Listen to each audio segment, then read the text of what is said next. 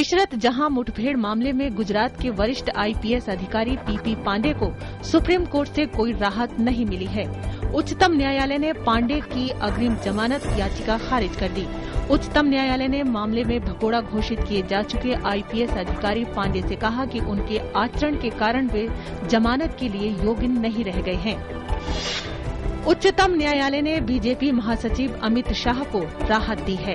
अदालत ने नरेंद्र मोदी के करीबी नेता को सोहराबुद्दीन शेख मुठभेड़ मामले में केंद्रीय जांच ब्यूरो के सामने हर दूसरे शनिवार को हाजिर होने की शर्त से छूट दे दी है।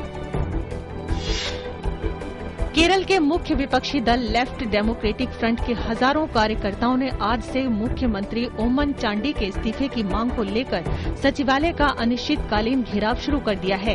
विपक्षी वामपंथी दलों ने सौर ऊर्जा घोटाला मामले में चांडी के इस्तीफे को लेकर सोमवार से किसी को भी सचिवालय में न होने देने का ऐलान किया है। केंद्र सरकार ने दोषी सांसदों और विधायकों को अयोग्य घोषित करने और गिरफ्तार व्यक्तियों के चुनाव लड़ने से वंचित करने संबंधी उच्चतम न्यायालय के 2 फैसलों पर पुनर्विचार के लिए याचिका दायर की।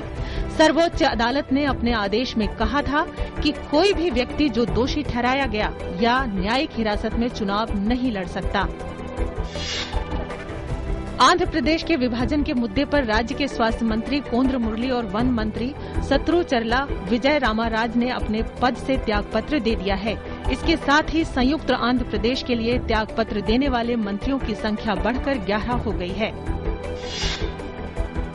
गोरखा जनमुक्ति मोर्चा ने राज्य सरकार से वार्ता करने से इनकार करते हुए कहा है कि वो सिर्फ केंद्र के साथ ही वार्ता करेगा।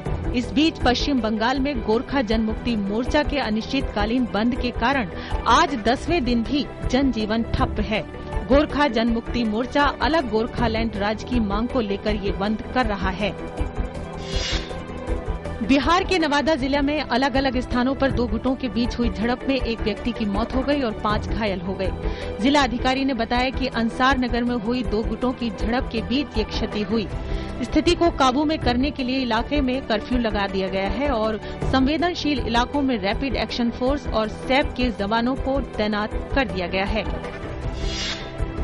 लुधियाना मोगा राष्ट्रीय राजमार्ग पर एक ट्रक के साथ एक बस की आमने सामने की टक्कर हो जाने से उसमें सवार 6 लोगों की मौत हो गई और 31 अन्य घायल हो गए। एक प्रत्यक्षदर्शी के मुताबिक यात्री बस पहले बोरों से लदे एक ट्रक से जा टकराई और बाद में एक मिनी ट्रक से भी भिड़ गई। इस दुर्घटना में 3 वाहनों को क्षति पहुंची है। सीमा सुरक्षा बल के शहीद जवान रामनिवास मीणा के पार्थिव शरीर का दौसा जिले में उनके पैतृक गांव में सैनिक सम्मान के साथ अंतिम संस्कार कर दिया गया। मीणा जम्मू कश्मीर में पुंछ में पाक गोलाबारी में 5 अगस्त को घायल हो गए थे और उनका कल अस्पताल में निधन हो गया था। जुलाई महीने में निर्यात में 12% की बढ़ोतरी दर्ज की गई है और ये $25 अरब तक पहुंच गया है।